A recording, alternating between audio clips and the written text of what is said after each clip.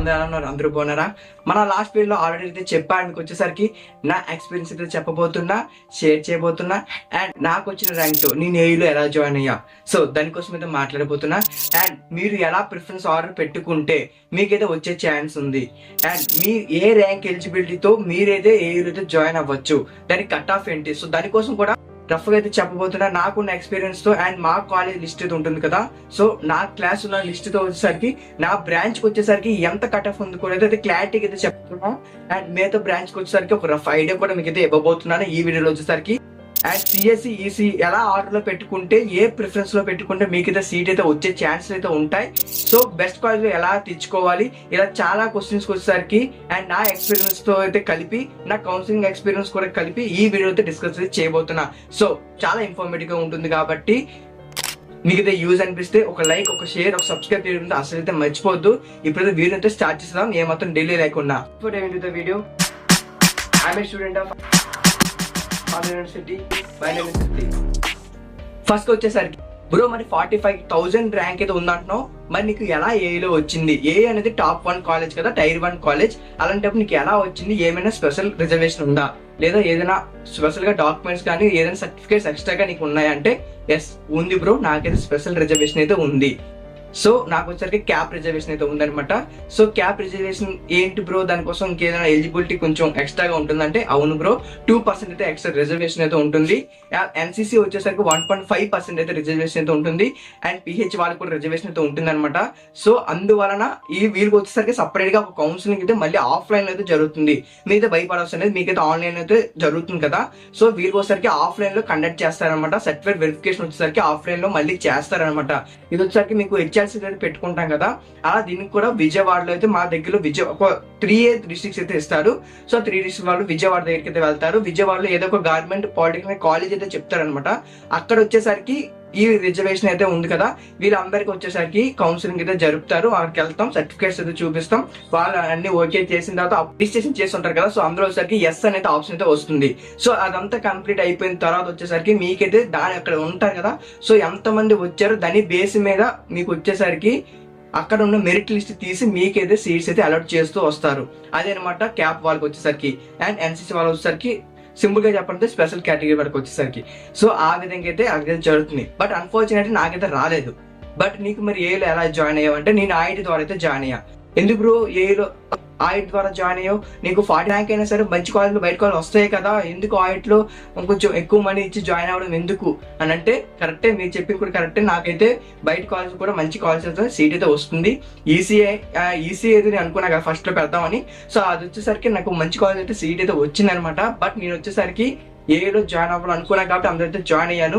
ఎందుకు జాయిన్ అయ్యాను, ఎలా జాయిన్ అయ్యాను అవన్నీ వచ్చేసరికి ఆల్రెడీ డీటెయిల్ గా ఒక వీడియో అయితే చేసా. మీకు ఇంట్రెస్ట్ ఉంటే ఒకసారి దాన్ని కూడా చెక్అవుట్ చేయండి.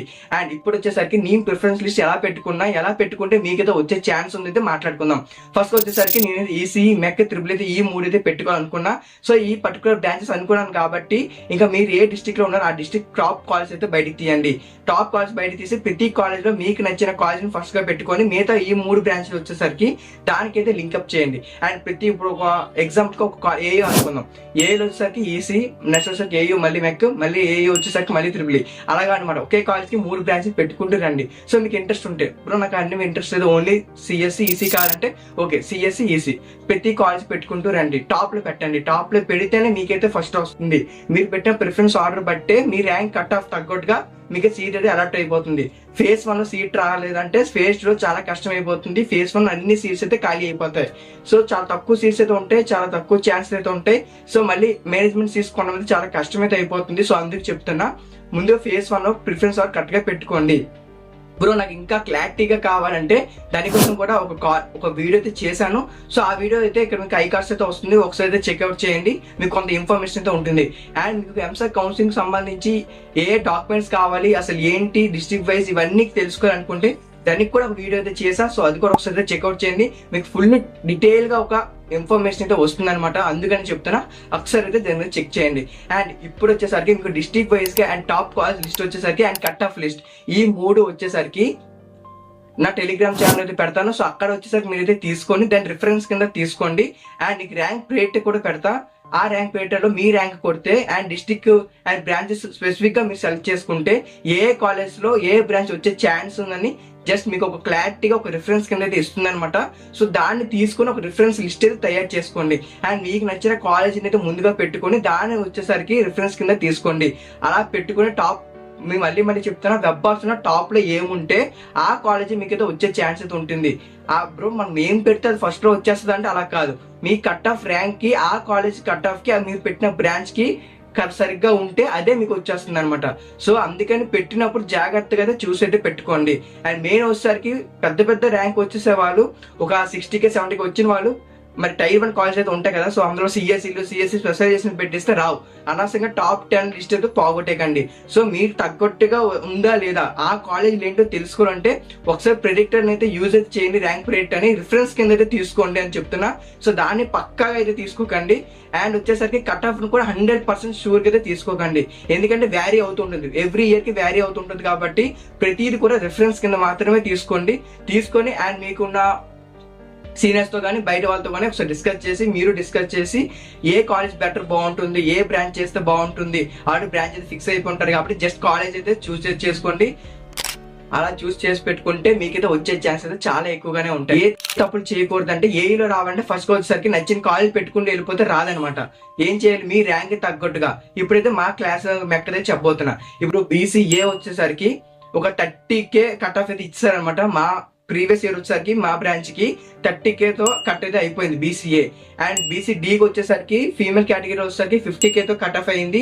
అండ్ రిమైనింగ్ వచ్చేసరికి 30K తో కట్ ఆఫ్ అయితే అయిపోయింది. అండ్ SC/ST వాళ్ళకి అయితే ఛాన్స్ అయితే ఉంది.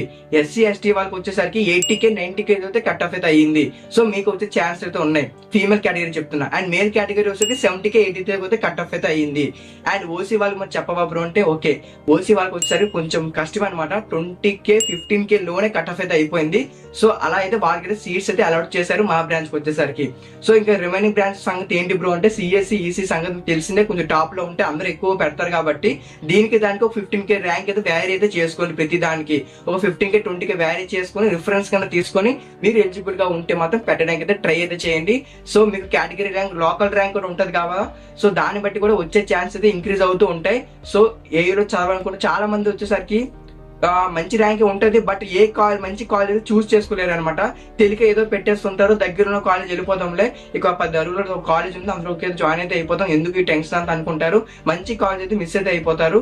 బెటర్ ర్యాంక్ అయితే వస్తుంది కానీ మంచి కాలేజ్ అయితే జాయిన్ అయితే అవ్వలేదు. సో అందుకని ఈ వీడియో అయితే చేశాను అనమాట. నా ఎక్స్పీరియన్స్ అందుకే మీతో షేర్ అయితే చేసుకుంటున్నా. సో ఇదే అనమాట. నేను వచ్చేసరికి మెట్రో అయితే జాయిన్ అయ్యాను. మీకు వచ్చేసరికి ఏ బ్రాంచ్ పెట్టాలనుకుంటున్నారు, ఏ బ్రాంచ్ ఇంట్రెస్ట్ ఉందో కామెంట్ అయితే చేయండి. అండ్ తమిళ్లో పెట్టా కదా ఏ తప్పులు చేయకూడదని, అది వచ్చేసరికి ఇదే అనమాట.